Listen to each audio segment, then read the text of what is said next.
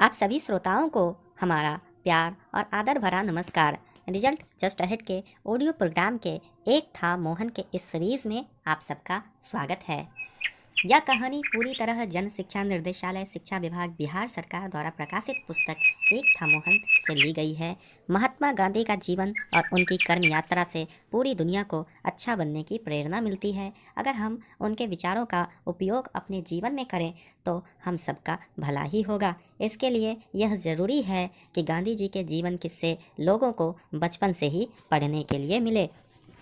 इस उम्र में सुनी और समझी बातें जीवन भर याद रहती है। यह किताब चंपारण सत्याग्रह की शताब्दी के अवसर पर बिहार के उच्च विद्यालयों के छात्र छात्राओं के लिए प्रकाशित की गई है। प्रधान अध्यापकों एवं शिक्षकों से अपेक्षा है कि रोज सुबह की सभा में इसके एक खंड का वाचन कराएं।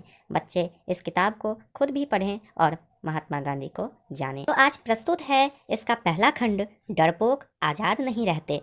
मोहन एक साहसी बालक नहीं था। बहुत से दूसरे बच्चों की तरह भी उसे भूत प्रेत डाकुओं का सांप का डर लगा रहता था। लाज इतनी आती थी कि स्कूल में किसी से बात करने में संकुचाता था। डरता था कि दूसरों से बात करेगा तो वे उसका मजाक उड़ाएंगे।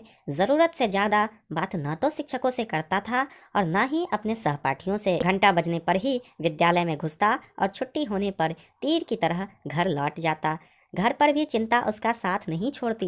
रात को कमरे में अंधेरा हो तो उसे लगता था कि एक तरफ से भूत प्रेत, दूसरी ओर से चोर डाकू और तीसरी दिशा से सांप आकर उसे घेर लेंगे। उसकी सिट्टी पिट्टी गुम हो जाती थी, इसलिए हमेशा कमरे में लालटेन या डिबरी चिराग जलाकर रखता था। राम का नाम जपने से ही उसे रात काटने की हिम्मत आती। समय के साथ उसने एक दोस्त बनाया। उम्र में उससे बड़ा, शरीर से मजबूत, स्वभाव से निडर दोस्त ने मोहन को समझाया कि भारत के लोग गुलाम इसलिए हैं क्योंकि वे मांस न खाने की वजह से कमज़ोर हैं। अंग्रेज मांसाहारी होते हैं, इसीलिए ताकतवर हैं।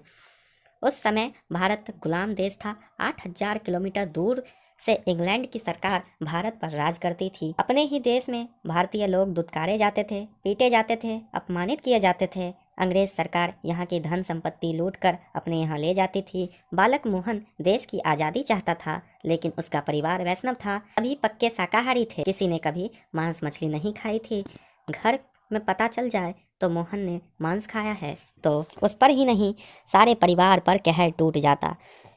फिर भी अपने दोस्त की बात में आकर उसने 6-7 बार मांस खाया। देश को आज़ाद जो कराना था। घर में माता पिता से झूठ बोलना मोहन को बहुत अखरा। उसने तय किया कि अब वह झूठ नहीं बोलेगा। जैसे जैसे मोहन बड़ा होता गया उसे समझ आने लगा कि भारत की गुलामी का कारण किसी के खाने पीने से नहीं था। अंग्रेज सरकार भारतीय लोगों की आपसी कलह का फ़ायदा उठा रही थी। बंदर बांट की उस कहानी के जैसे, जिसमें 2 बिल्लियों के झगड़े में फ़ायदा उठा कर बंदर दोनों के हिस्से की रोटी खा जाता है। उम्र बढ़ने के साथ मोहन की समझ भी बढ़ी। अब मोहन वकील बन गए थे। वे अंग्रेज सरकार का विरोध करने लगे। उसके जैसे कई और भी थे जो पराधीनता से छुटकारा चाहते थे, जो आज़ादी पाने के लिए बड़े बड़े खतरे उठा सकते थे। इनको अंग्रेज सरकार ने कई बार जेल भेजा, पीटा, सताया, किंतु मोहन बड़ा होकर बहुत बहादुर बन गया था, महात्मा गांधी बन गया था। सन 1947 में जब भारत आज़ाद हुआ तब मोहन 78 साल का हो गया था। सभी मानते हैं कि हमारी आज़ादी की लड़ाई में सबसे बड़े नेता मोहनदास गांधी ही थे। यानी हमारे डरपोक मोहन न केवल अपने ही मन से बल्कि देश भर के लोगों के मन से डर निकाल दिया था। लेकिन मोहन ने अपने डर को जीता कैसे, ये हम जानेंगे अपनी अगली कड़ी में, जब हम इसका अगला भाग पढ़ेंगे जो कि है सत्य निडर बनाता है। तो चलिए दोस्तों, मिलते हैं इसके अगले भाग में।